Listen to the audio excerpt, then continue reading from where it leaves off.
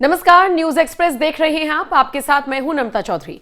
बिहार में विधानसभा चुनाव होने हैं और इन्हीं चुनावों को देखते हुए फॉरवर्ड और बैकवर्ड की राजनीति शुरू हो गई है। यानी सवर्णों के साथ साथ दलितों पर भी खासा फोकस किया जा रहा है, पिछड़ी जाति के लोगों पर भी खासा फोकस है। खासकर कांग्रेस के नेता राहुल गांधी का तो बयान भी सामने आ गया। उन्होंने कहा कि हाँ, मुझसे गलती हुई। 21 साल पहले मैंने अपनी राजनीति शुरू की थी और मुझे ओबीसी के लिए जो काम करना था, मैंने उस तरीके से काम नहीं किया। यानी ओबीसी वर्ग का वोट लेने के लिए राहुल गांधी की तरफ से अभी जो स्टेटमेंट दिया गया है, इसे मायावती ने चैलेंज कर दिया और कह दिया कि जो इनके मन में है, मन में कुछ और है लेकिन जुबान पर कुछ और। यानी मन से ये लोग नहीं चाहते काम करना, लेकिन जुबान से चाह रही हैं क्योंकि चुनाव है। मायावती ने तीखी आलोचना की न सिर्फ राहुल गांधी बल्कि पूरी कांग्रेस की। सबसे पहले तो सुन लीजिए ओबीसी वर्ग को लेकर राहुल गांधी ने क्या कुछ कहा। अब मैं 2004 से राजनीति कर रहा हूं और 21 साल हो गए, और जब मैं पीछे देखता हूं और एक प्रकार से अपनी सेल्फ एनालिसिस करता हूं, मैंने कहां कहां सही काम किया और कहां कमी रही, तो 2-3 बड़ी इश्यूज दिखती हैं मुझे। जमीन अधिग्रहण बिल किया, मनरेगा किया, भोजन का अधिकार किया, ट्राइबल बिल, न्यामगिरी की लड़ाई लड़ी, ये काम मैंने सही किया। अगर मैं थोड़ा पीछे को देखता हूं तो मुझे एक बात बिल्कुल क्लियर दिखती है कि एक चीज में मेरी कमी रही थी। क्या थी? जो ओबीसी वर्ग है उसका जिस प्रकार से मुझे प्रोटेक्शन करना था, मैंने नहीं किया। मेरी रिग्रेट क्या है कि अगर मुझे आपकी हिस्ट्री के बारे में, आपकी इश्यूज के बारे में थोड़ा सा भी ज्यादा मालूम होता, मैं तभी जाति जनगणना करा देता। वो निकल गया और मैं स्टेज से कह रहा हूं वो गलती है मेरी, और इस गलती को मैं ठीक करने जा रहा हूं। देश को चलाता कौन है?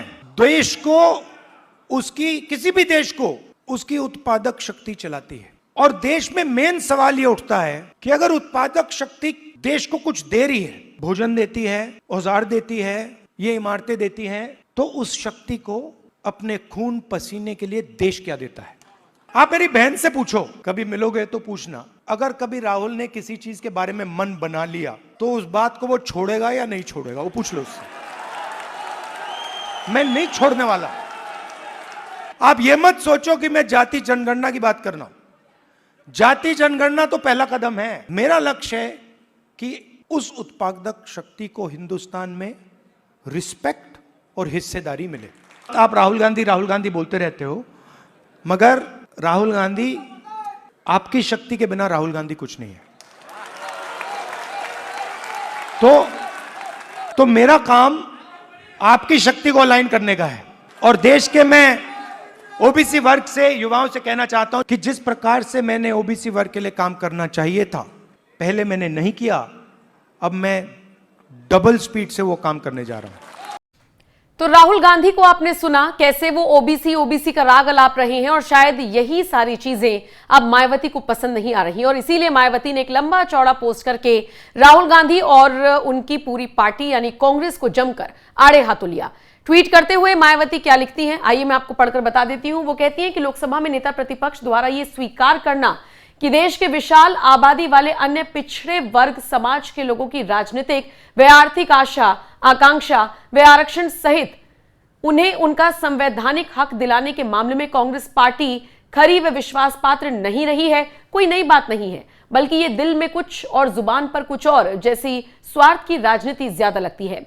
वास्तव में उनका यह बयान उसी तरह से जग जाहिर है जैसा कि देश के करोड़ों शोषित, वंचित व उपेक्षित SC/ST समाज के प्रति कांग्रेस पार्टी का ऐसा ही दुखद व दुर्भाग्यपूर्ण रवैया लगातार रहा है, और जिस कारण ही इन वर्गों के लोगों को फिर अंततः अपने आत्मसम्मान व स्वाभिमान तथा अपने पैरों पर खड़े होने की ललक के कारण अलग से अपनी पार्टी बहुजन समाज पार्टी यहां बनानी पड़ी। कुल मिलाकर इसके परिणाम स्वरूप कांग्रेस पार्टी यूपी सहित देश के प्रमुख राज्यों की सत्ता से लगातार बाहर है, और अब सत्ता गंवाने के बाद इन्हें इन वर्गों की याद आने लगी है, जिसे इनकी नीयत व नीति में हमेशा खोट रहने की वजह से घड़ियाली आंसू नहीं तो और क्या कहा जाएगा। जबकि वर्तमान हालात में बीजेपी के एनडीए का भी इन वर्गों के प्रति दोहरे चरित्र वाला यही चाल ढाल लगता है।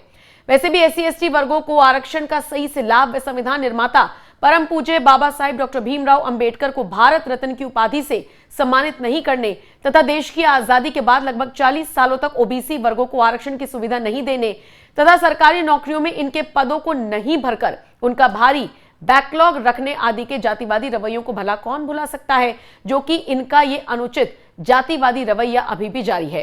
मायावती आगे लिखती है कि इतना ही नहीं बल्कि इन सभी जातिवादी पार्टियों ने आपस में मिलकर एससी एसटी और ओबीसी आरक्षण को किसी न किसी बहाने से एक प्रकार से निष्क्रिय एवं निष्प्रभावी ही बना दिया।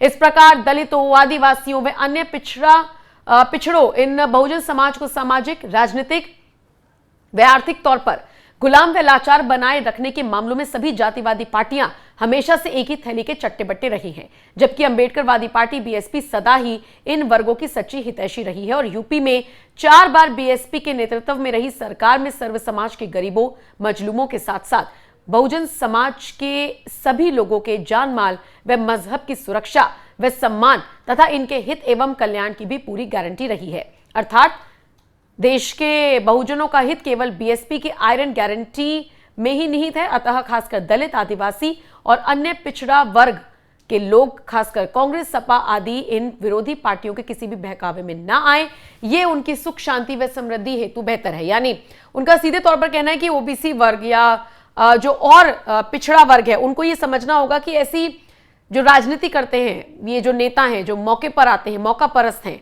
इनसे आपको सावधान रहना होगा। और बाकी अपनी पार्टी का तो वो बखान करती हुई नजर आई ही है। बहरहाल मायावती ने जिस तरीके से राहुल गांधी पर तंज कसा, कांग्रेस पर तंज कसा, उसे लेकर आपका क्या कुछ कहना है? कमेंट सेक्शन में आप अपनी राय हमें जरूर दें।